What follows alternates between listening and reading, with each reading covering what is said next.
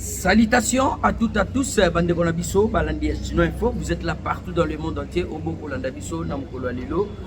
Lelo est allé le 25, voilà, le 25 avril 2025. Donc, la base que Binonyo surtout, Yobi, Bomekaki, Talabiso, Tozala quitté. Alors, vous devez comprendre que non, santé Tumbisa Kimingi, excusez. Les lois de Tolobi que non, Tokoki, Kofanda Bongote, nous devons servir aussi les pays. Nandenge Tomesana pour servir Mboka. Chers dames et messieurs, oui, Babongo que dans mon colonial surtout Tokobanda Rosala. Pour comprendre la paix, Moussalo Tozali Kosala, Namboka Nabiso. Puisque Tozali Pe Batu, Bazali ko contribuer na Kosunga Mboka, na Kosale la Mboka. Na manière na biso pe nango to senga kaka na bino toujours l'air bo landa ka biso o liker ba on ba s'abonner te abonnez-vous massivement, n'hésitez pas à nous laisser des commentaires puisque yango nde ko bongisa musala na biso o tozali ko sala pona mboka na biso. Et chers dames et messieurs, chers compatriotes, lelo na ipamba te to ko beta masolo ya 40 généraux arrêtés et sans juger. Le procès Bandaki s'est confirmé. Ça ne nous est pas encore permis. Il y a tout là qui s'est mis dans la vidéo, mais la photo, le lobby, donc on peut la ça. La photo à procès, soit dans des gens qui alors comme ça, Togolinga, téléphone au Zawana, tout doit y avoir tout bande la qui s'est mis. Nous avons un téléphone au Zawana. Là, tout ça na caméra boye. Tout bande la qui s'est mis au Tozali Kobenga. Le coup image puisque c'est maintenant ma photo et ça permis puisque YouTube bazana ba buzo bato. Alors on a bandaki kolobaki non donc 40 généraux en fait arrêtés et jugés. Procès bandaki déjà lobby donc obetama solo ezalaki nini et puis qu'est-ce qui était bon peut-être aussi yoki makambo yo luka pe yo kasiko pe version nanga. Ah oui. Version nanga les andengeni 40 généraux jugés donc arrêtez là tout d'abord et jugés. Donc on va sauter dossier à communiqué conjoint il y a gouvernement congolais na otozali kobenga ba M23 ba bomi kokolo ba bongo bangu na biso ba rwandais o ba ko boma ka biso tango inso. Alors bongo le kasa etamboli lobi na moni ba congolais ba se perdre, ba congolais ba perdre pédale tout à l'heure ba tout ya ba ebele ba congolais ils ne sont pas intelligents, ce sont des abrutis, permettez-moi le terme. Parce qu'un Congolais à vertu ne peut pas donc croire que le wana ou soit prendre des choses dans on n'a pas pensé na ya bongo. Basé belé lobi na mona ibatu et beaucoup plus bateau tout ça ko benga batu ya opposition ya Fata Dimba. Vous vous êtes perdu la tête. Et moi je sais pas tout hein une ribambelle ya ba. Bon, moi je peux pas vous appeler des Congolais, vous êtes des charognards. Et puis j'ose croire que ceux qui ont une nationalité, beaucoup là par le roi Katumbi Bango, la patte, la Katumbi Bandi Kolapa. Passeport diplomatique et inspiré.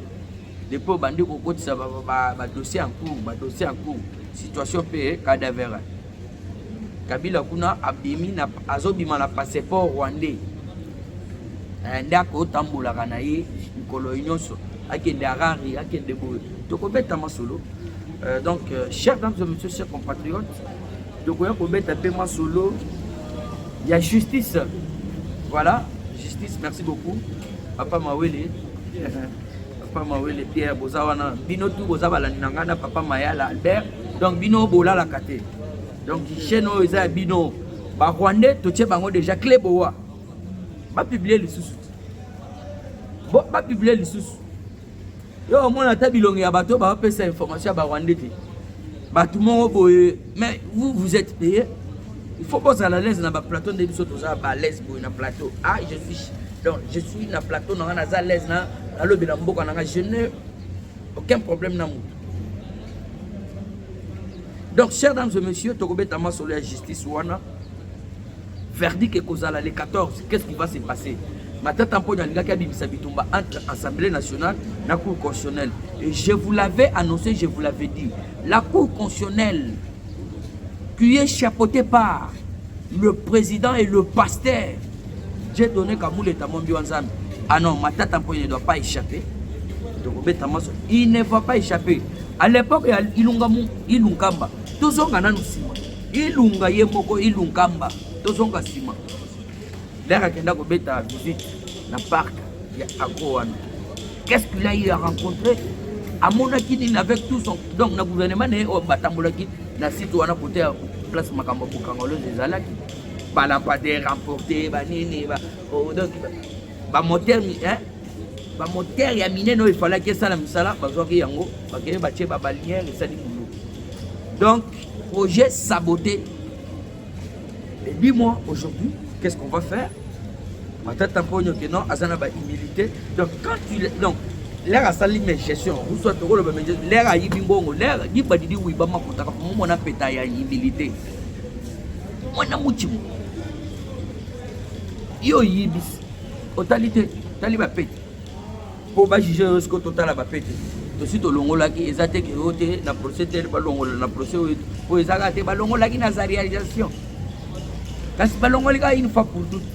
Et Assemblée nationale bokoyo ka ndenge ba gangelier. Ba gangele tout, hein, ba gangele c'est kobi. Ndenge ba pesiba. Donc ba article. Ah oui, Cour constitutionnelle tozo dirigeant on a ba article.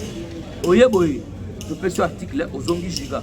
Le professeur des professeurs, Dieudonné Kamouleta, la Cour constitutionnelle n'a jamais eu un président de la Cour constitutionnelle comme Dieudonné Kamouleta. Un, Tozuina Ngwende à Afrique, président de la Cour constitutionnelle d'Afrique, c'est Kamouleta. Bientôt là, Europe est au Sanguissa. Et pour continuer à la Rosamoutouloko, l'a été. Un gars, je crois que nous sommes soutenir et à Zawana, à Tondi. Kabila tokolongole ba pété nyoso tuwana ba milité nyoso tuwana ezate Kabila ko samba. Chers dames et messieurs, tokoya ko beta pe ma solo ya duel. Donc tokolo ni duel entre RDC et États-Unis par rapport à minerai. De comme on a Jean-Marc Kabound a salimi donc matinée na yelobi a lobi nini. Alors oh biso tokoki ko recadrer pe ezali nini. Le wana toko beta ma solo. Et puis, tu vois que la binopé du solo, il y a Otozali Kobenga, donc ministre des Affaires étrangères, Maman Thérèse Kaikwamba, au Bakutanakina, ambassadeur et à Serbie. Plusieurs dossiers, Zalaki n'a mis ça. Et me partager, et monsieur Laminom Kolalelo, commenter, alors, ils allaient toujours scotcher, donc cimenté, coller, hein, caler, pourquoi pas, donc souder la chaîne Nabino, puisqu'ici c'est de l'information et puis on fait des analyses. Alors, il est pour ceux qui savent Paul Kagame. Pourquoi la manifestation, surtout, il y a il y a un génocide. Tout le monde dit cette fois-ci, ça n'a pas pu tenir. Il faut comprendre qu'est-ce qu'il y a eu. Ça s'est passé. Et voilà, chers dames et messieurs, chers compatriotes, ayez vos apaisements, ayez donc la tranquillité totale. Abonnez-vous si vous n'êtes pas encore abonné. J'aimerais vous avoir de milliers de combattants, de milliers de papas et de mamans, donc des téléspectateurs de la chaîne Adino. Oui, commençons par cette information. C'est une flash. Oui, flash. Un groupe d'au moins 40 officiers de FARDC avait enregistré une vidéo dans un hôtel de la commune de Bandalungwa. Hein, na Bandal, oui, na Bandal. On dit Bandal, hôtel ya Kilikili. Donc, un groupe, il y a des généraux, 40 généraux. 40 généraux, tout le bagage à Congo. Donc, un groupe d'au moins 40 officiers. Donc, tout le officier, tout le monde généraux. Tout le monde officier, pour tout le temps, puisque ici, c'est de l'information. Ah oui, soit mon peut te le dire, je suis un humain. Non, arranger cette information, c'est là. C'est pourquoi j'admire la façon, il y a Ibrahim Kabila, toujours dans la vision de la chaîne. Papa Otozali Kobenga Vedamas na kati ya Londres. On a besoin de été Papa Doumi, est-ce que vous avez dit pour que l'anga Vedamas na kati ya Londres? Aza vivant. Vedamas na kati ya Londres. On a fait une émission avec le partenaire en temps réel, hein? Maître Christian Kalambaï Kabia. Partagez vidéo, aimez, commentez, sans toutefois oublier Papa Walter Timanga. Mais pas ça, bateau, bateau landa direct. Yo zo landa te, ozo commenter te, attagem, ozo lingate. Sko, ngai na ya kaka wana fani. Je tout donc na tche ba caméra, na tche ba méga, ba sali, ba monter tout ça. Je me mon aussi na toki, lelo papier mouchoir pour les autres. Na habité. Maman ni na ressemble à papier mouchoir. Ezali banga na boîte na molilia. Ezati. Est-ce que attaque aimer émission? Ah, à moi de la mauvaise foi. Ok, chers dames et messieurs, chers compatriotes, on a tout continuer. Donc c'est ça l'ambiance chez nous. 40 officiers des FRDC avaient enregistré une vidéo dans un hôtel de la commune de Bandalungwa à Kinshasa. Et dans cette vidéo, ces derniers déclaraient la fin du régime de Félix Antoine Tshisekedi Tshilombo. Nous nous chimons, nous bénamos, donc, les hommes à panda. Et vous oubliez que le président Félix Antoine Tshisekedi, pour le moment, a Israël sécurisé par les Américains. Puisque pour le moment, Bameré, Bacheli, Moutema, et pas Félix Antoine Tshisekedi Tshilombo. Donc, vous devez comprendre que le président de la République a sécurisé. Donc, a commis un renseignement à Kosakanate. Bozala wapi, bozala na wese, bozala ba magie, bozala n'importe. On est là avec vous. Et on va vous ramasser. Ce que vous êtes en train de faire, c'est archaïque. Bon, pourquoi vous voulez la mort de quelqu'un? Et c'est le premier président grec au Congo qui a risqué à plusieurs coups d'État. À plusieurs. Vous l'avez, donc, Boyoka qui en même et pas Constant Moutamba, Yemoko, ministre de la Justice. Le mec, le chef de l'État a échappé à 100 coups d'État. Donc, depuis Tobanda, oui, papa Marshall a qui chauffeur personnel à mon compte, le moment les grands esprits, ce qui fait ta mort, pour vous, puisque vous êtes une bénédiction pour la République démocratique du Congo. Ces derniers déclaraient la fin du régime de Félix Antoine Tshisekedi Tshilombo et annonçaient la prise du pouvoir par le militaire. Pour l'instant, donc Oloki, annonçait qu'il fait la prise du pouvoir. Ça, le coup d'État allé. Les militaires, ils sont beaucoup de choses. Ils sont beaucoup de choses. Ils sont beaucoup de choses. Président Moraza militaire,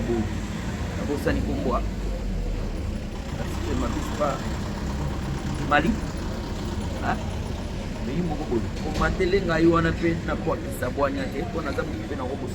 et voilà,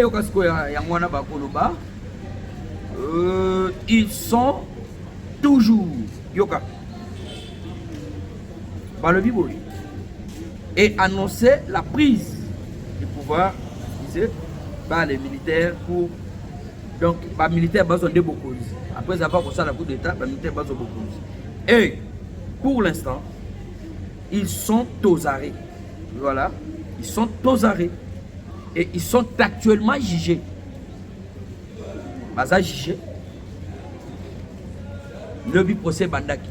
Et chers dames et messieurs, chers compatriotes, est-ce que vous essayez quand même de comprendre ce qui se passe ici et pourquoi tous ces bandes donc bande d'union surtout ya ba miibi ba kabila wana banani tout ça bazo lukaliwa ya mukontombo. Mais non, ayons quand même une bonne volonté. Il y a qu'à comprendre que non, Fati Azali président Azali na bonne volonté politique. Il y a qu'à sauver Poka. Mais oui, ayons quand même l'honnêteté de se dire la vérité. Donc, veut dire 40 officiers ont été appréhendés et sans juger. Procès les kaki Nandolo. Ndolo ça, si je ne m'abuse pas, dans la commune à Baoumou. Si je ne m'abuse pas. Côté prison de les alliés. Les bajija qui bango bongo. Procès et qu'on continue. Donc, to banda koye bandengani to koki ko banda ko partager même pas image, même pas photo, même pas information quand ngi to pesaka. Et belé baza ko lobake non, il faut la qui ça mais oui, abonnez-vous. Moi je vous demande, c'est une prière que je suis en train de vous prier. To ya ebelé, to ko ma famille, sinon il faut puisque ngai pe na lobaka toujours moi non peut beta pe munda ko le pe babinaka. Talent c'est papa Mayala Albert. Azako bunda azako bina donc bunda nanga. Papa Jean-Jacques dans le Bombachi également. Hein? Donc, Tolo Banine. Merci mon général John Chibang Chabang. Toujours. Merci beaucoup mon général, toujours en ligne. Donc, vous comprenez ma Et alors, nous changeons maintenant le chapitre. On a comme reposer, pour plaisir, Congolais. Congolais et Congolaises.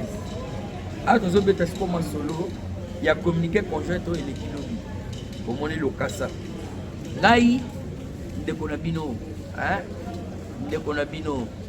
Ma maman, donc pétronnel, baïbina maman Sylvie. Na loba makambo yao. Qatar ndenge zawana. Donc on peut espérer l'autre côté. On a qui peut les na salle émission dans le but que non. Qatar est boti poukou. Ba boti poukou yangwana.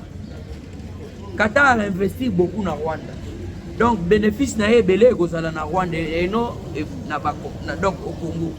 Et puis démocratie du Congo na Qatar jamais pas cause contrat ya kolega Rwanda puisque Rwanda bandaki déjà pour investir ebele na katia nani Qatar je dirais banda pour investir ebele na katia Rwanda à travers nos minéraux. Dans la bateau banda déjà pour payer sa porte Kagame Bongo bien avant. Bien avant. À l'époque Kagame tindi bateau. Bapomi bande qu'on a biso, ba violer ba maman tout ça et consort aller.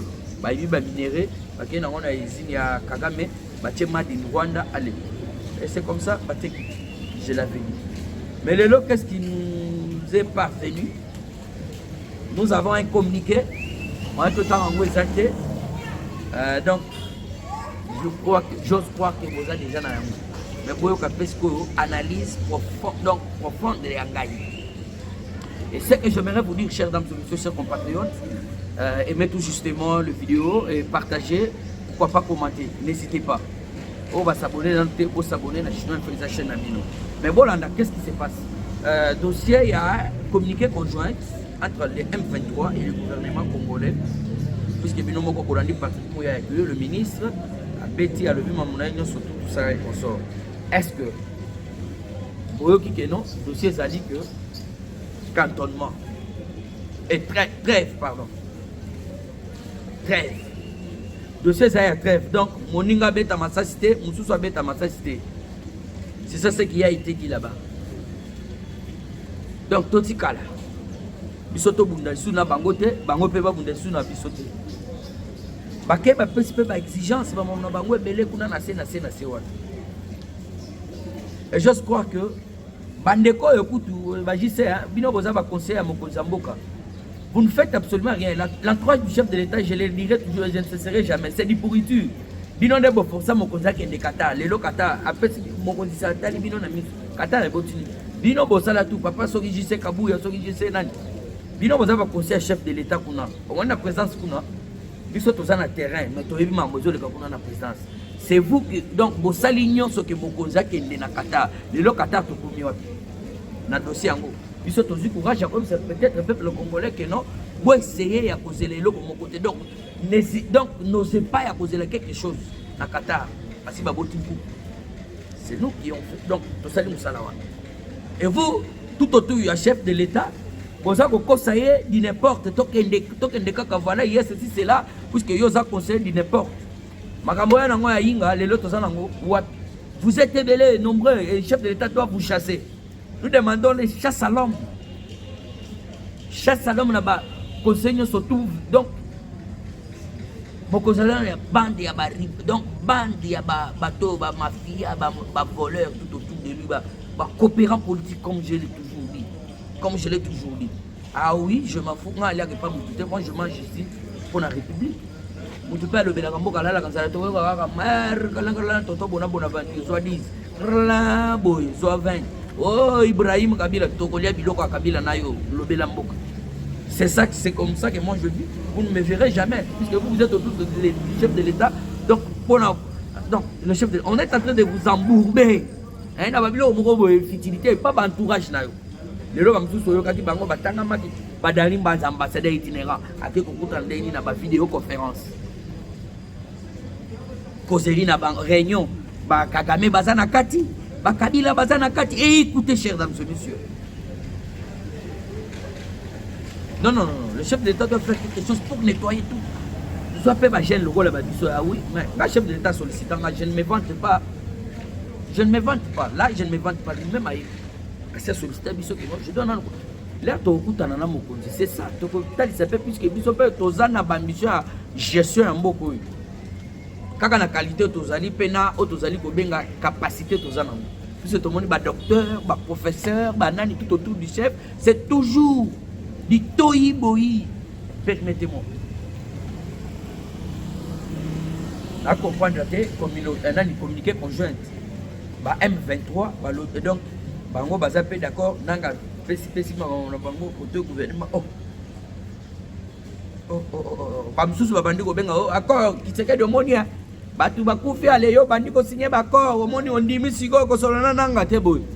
Mes chers dames et messieurs chers compatriotes. C'est ici que vous allez être bien informés. Dossier Zali trêve, bazo luka trêve. Parce qu'on a trêve wana, boyo kasko analyse nanga. Est-ce que vous êtes au courant que c'est au moment où yo ça la trêve vous soit cessé le fait que le M23 se ravitaille. C'est pas au côté na Sabino bakota kana moyi. Kagame n'a pas l'ambition de sortir, lui a toujours l'ambition de renforcer.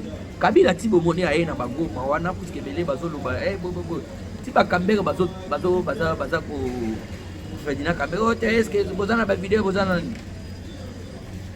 ils sont très bien. Et bon, réunion beaucoup comme ça sur une dizaine de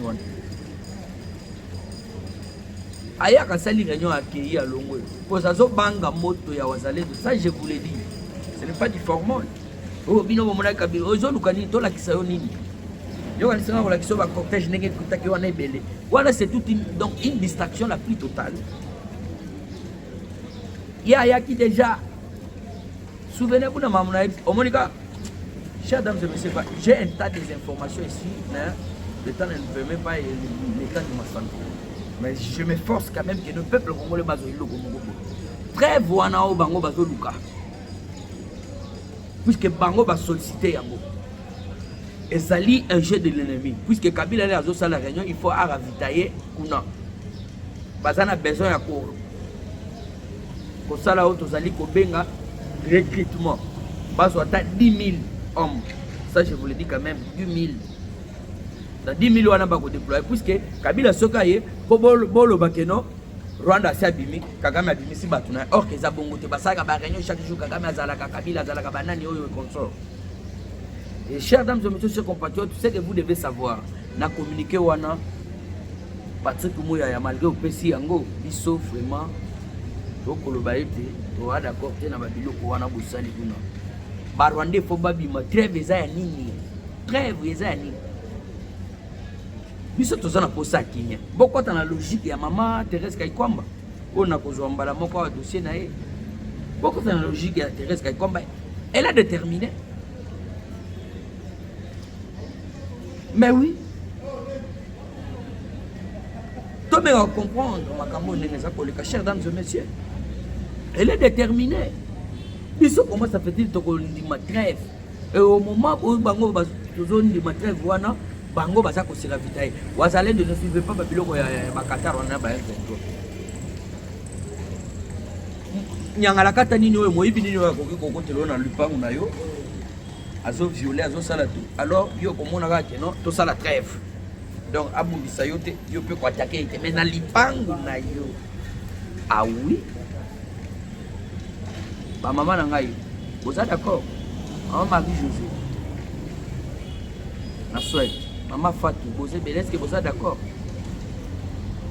Hein? Odette Chalam Boulaïnga Chama. bakwa dish ba mudilunga.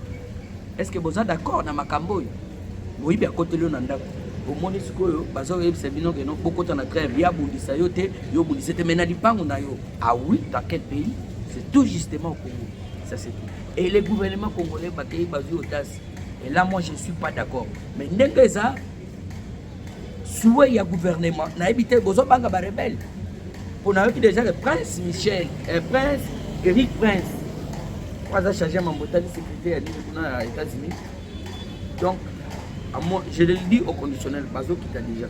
Il y a aussi à faire aussi. C'est ce qu'il faut. Tout ça très bien.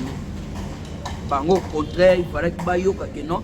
Et le conseil de sécurité de l'ONU, où il y a des mafieux, le conseil de sécurité des voleurs, des machins. Donc, comment je peux dire? Excusez, chers dames et messieurs, vous comprenez, donc non, l'état de santé n'est pas bon. Donc on s'efforce quand même. Donc l'Union européenne de putain. Oh les la France. La France, on doit faire encore quelque chose autour de la français. Donc chers dames et messieurs, chers compatriotes, vous devez savoir que trêve, on a mis sur la télé, le reste ne me concerne pas. Congolais vous allez comprendre que non, ce que moi je dis c'est ça. M23 jamais eu que ça donc il a le lingue que non. Bango ba me pose que bango bazana intérêt na mambasal. Donc ba ochana nu kanana ba nu ba nubela kanana. Le ba bande konanga ba. C'est pourquoi vous voyez tout ça. Donc elles ont la présence à Kabila wana na Goma. Ça ne vous dit absolument rien que non. Bah M23 na basuki ba monique complètement il y a ceci c'est là. C'est Kabila là na Goma té. Aza palin na window kuna na donc na Namibie kuna. Mais Namibie na web sabino que chef à Namibie est en Afrique du Sud puisque l'Afrique du Sud est un pays puissant. Kabila soka za ko croire que non abata makuna na Namibie. Jour moko ko mema. Bakutoka. Ah oui. Ça essaie quand même de partager cette émission. C'est une émission que vous ne pouvez pas négliger. C'est une émission que vous ne pouvez pas garder vous seul. Kabila zo bata mana Harare. Passeport na esili azo bima na passeport oyaba nani ba Rwandais.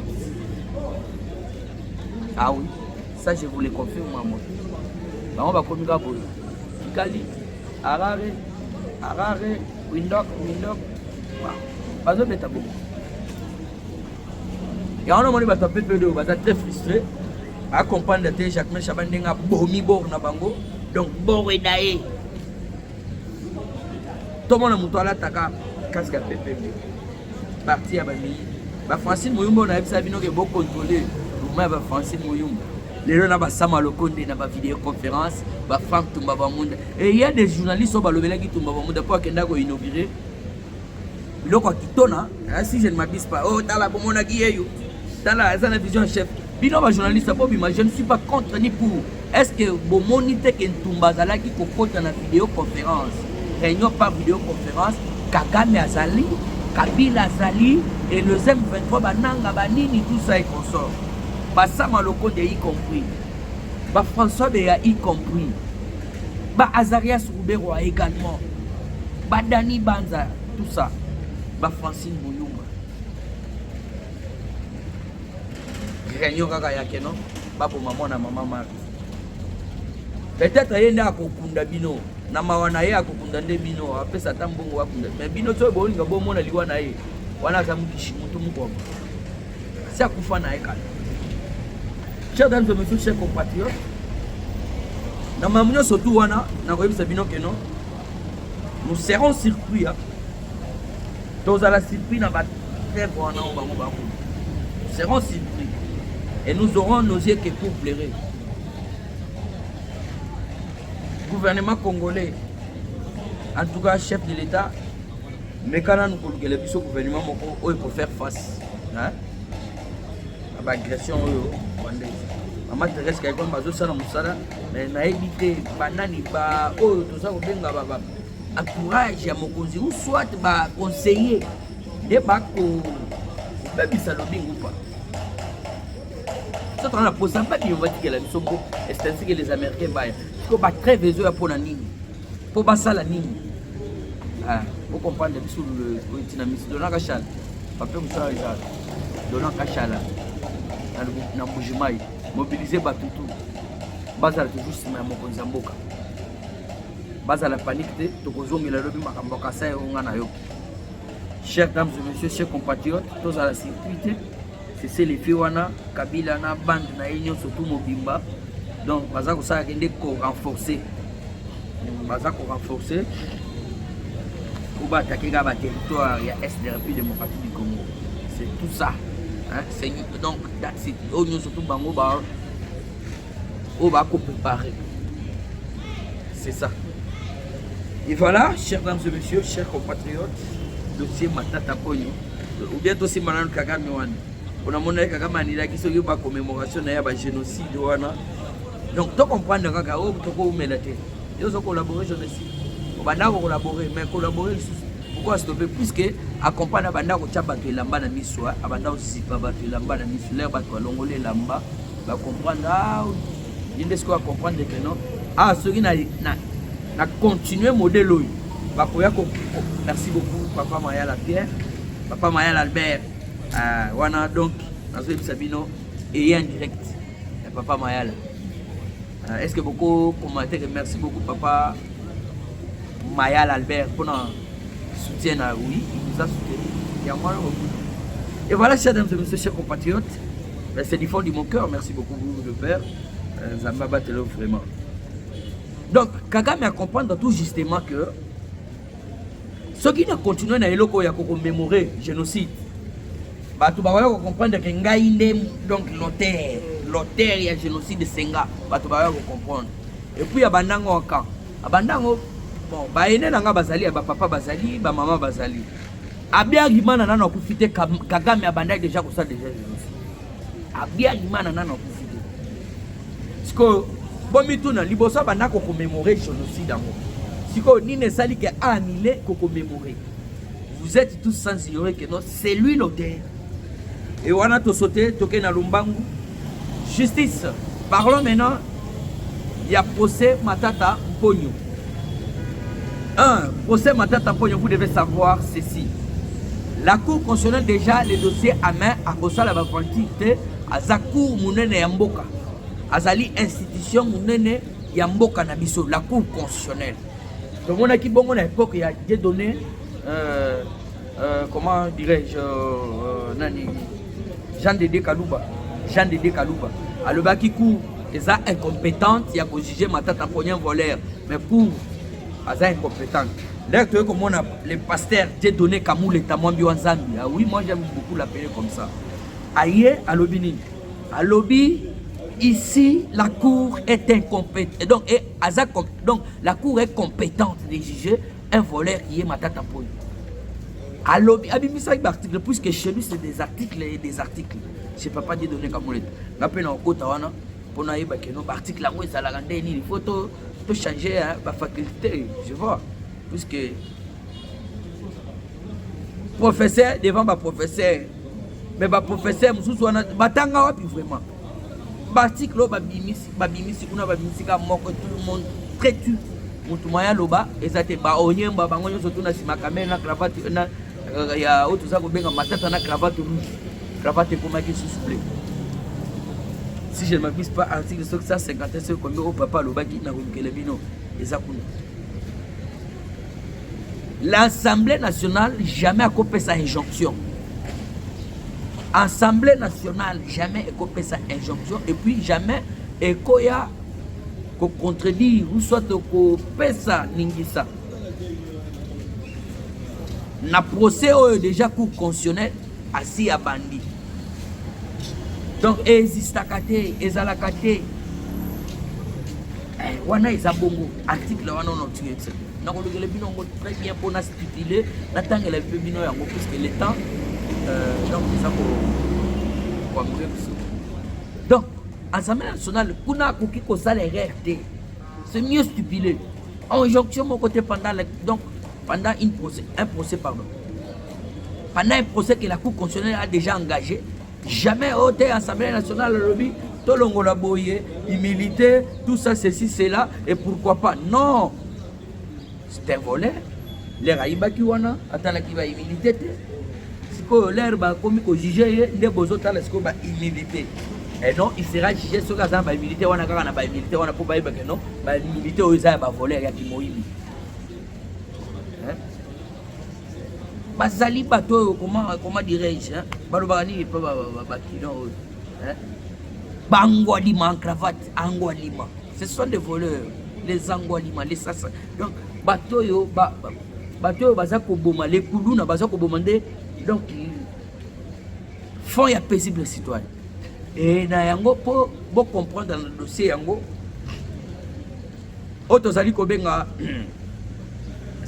ministère public et yebaki bongo ya koloba ete na maso bango basi bamoni na maso bango basi ba juger Matata na maso si elekaki kuna Matata azali mutoyo il faut azala condamné. Donc le ministère public a requis 20 ans de prison fermée.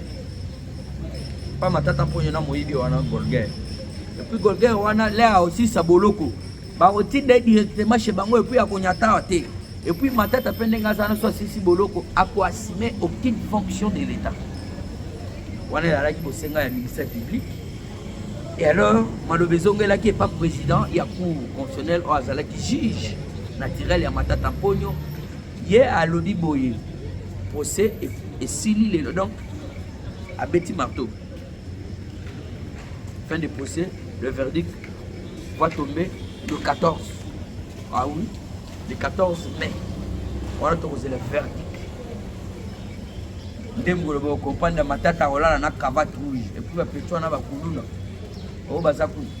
A bende cravate rouge wana ça va ventir. On sait va Pétua na boya mbaye très bien le 14 puisque il kozalaka allez ouais. Directement, bec craquant. Et voilà, chers dames et messieurs, parlons du duel de la RDC. Les États-Unis d'Amérique, ça duel à Kitoko, administration, dans cas toujours, administration de la présidente, organisez-vous. Les États-Unis d'Amérique, balingé alignement, baza batumoko tout droit. Il y en a un qui Félix Antoine Tshisekedi Tshilombo, tout au début, à mandat, c'est la droiture, la droiture. Alors, administration, vous allez paix, la droiture. Botika Dialelo, Botika Kimoyibi, Botika coopération tout autour de Mokonzi. Et belé beaucoup si Mokonzi, ba projet Yinga, ba nani, tout ça est consort, bosé belé. C'est tout, vous vous en foutez de rien. Mais non, vous êtes des coopérants politiques, c'est aussi là-bas, allez, vous s'envoler là-bas. Et alors, chers dames et messieurs, chers compatriotes, comprenez que non, duel tokoki ko raté yango te eza duel oyo ekoki kopesa peuple congolais pour somipe bana mboka ba kozwa misala. Alors on a pesi yango boyna tout d'abord ndeli nini puisque na yaki Jean-Marc Lobi à sali soki matinée côté na ye Kabound a été plus loin à Lobi que non Félix a vu minerai surtout ya mboka azotekela ngo les États-Unis d'Amérique. Mais Kabound tokotu na yo bango bazalaka ba kabila oyo minerai à RDC banda kokende Rwanda ya Toki akei donc n'importe Kabila a fait ça même batabombeki banani tout ça baba on laisse kumo batsanjo banai ba président de l'Afrique bazalaki na bakare minier na kati ya Congo na basi na bango ya ndumba bazalaki na bakare minier wana Congo ya ba président wa ebele bo bomoni wana ba sasu wana balai na bakare ba Museveni wana koloba même pas na basi na bango ya bachel bazalaki na bakare minyao donc le Congo était toute une poubelle o bango ba ko sala na bango nyonso o nyonso to ba o moni pati aza félicité to kuti ba yu moyo bazana ba carte visa ba to nyonso to moni ya ba PPD banyanga la carte na ba carte visa donc à n'importe où à n'importe quel moment sur la tcheka bongo bimi na compte à l'état congolais au salaire l'état musali pour faire son moment. Et chers dames et messieurs, vous devez comprendre que nos Kabound il faut tout recadrer. Kabound Fati a Fongolinde Mutema, a Fongolinde Porte, a Fongolinde Porte. Ba Congolais ba côte enani ba tout ça ko benga ba américain ba ya ba somba ba zo biloko ba traiter ba sama munyo surtout à la porte. Partenariat gagnant. Ma bitumbe sila na est to ba entreprise, to ba usine, peuple ko na est ba zo bisala. Donc au Cannes, parce que les États-Unis se précipitent déjà. La Chine nous a déjà trahis. Comment ça fait que les autres que la biso, tout ça, drone, yo zo que côté que la Rwanda anti-drone. Vous comprenez déjà que la Chine a déjà perdu marché. Alors c'est ainsi que les États-Unis se précipitent. Écoutez très bien ces informations, partagez-les et n'hésitez pas à vous abonner. C'est comme ça que moi je donne mes infos. Alors c'est ainsi que non, les États-Unis d'Amérique bango pe bakomi ko se précipiter pour bayao. Alors Kabound doit savoir tout simplement que non, Félix Antoine Tshisekedi Tshilombo muto akoleka afongoli nde nzela ata président oyo akoya na ebite ya kozala nani.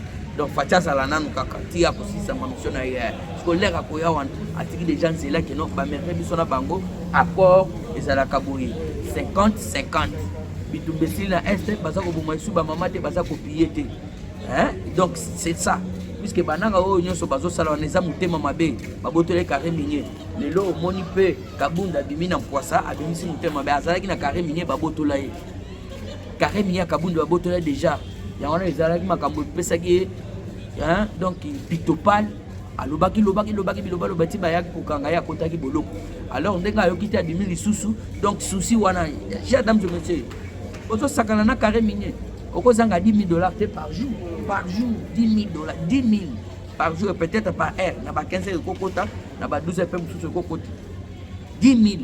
Est-ce que vous avez c'est ça, Rajoana, Bazanango avec Félix. Alors, les sous-sols et donc les sols et les sous-sols appartiennent à l'État. Kabound doit savoir que non, tout ça pour orienter ma Kabound. Tout ça pour zombie Samboka. Chers dames et messieurs, le long très élastique, mais nous, j'estime. Donc de m'arrêter ici. Donc vous devez savoir que Maman Thérèse Kaikwamba, ministre des Affaires étrangères et République démocratique du Congo, elle a été reçue par l'ambassadeur de la Serbie. Plusieurs points ont été sur la table, notamment la situation sécuritaire dans l'Est et dans Messa. Alors il faut accord militaire dans la Serbie et ça l'a signé déjà le plus vite que possible pour le surtout et ça au clair. Donc voilà un peu où ils allaient qui échange entre Maman Thérèse Kaikwamba et l'ambassadeur Serbie comme on a eu et voilà, chers dames et messieurs, chers compatriotes, aimez partager cette émission, n'hésitez pas à commenter, abonnez-vous massivement. Donc les chaînes Nabino Yaba Namboka. C'est par ici que nous mettons un point final. Monsieur Nabisson Mkolo Lilo, prenez bien soin de vous, partagez.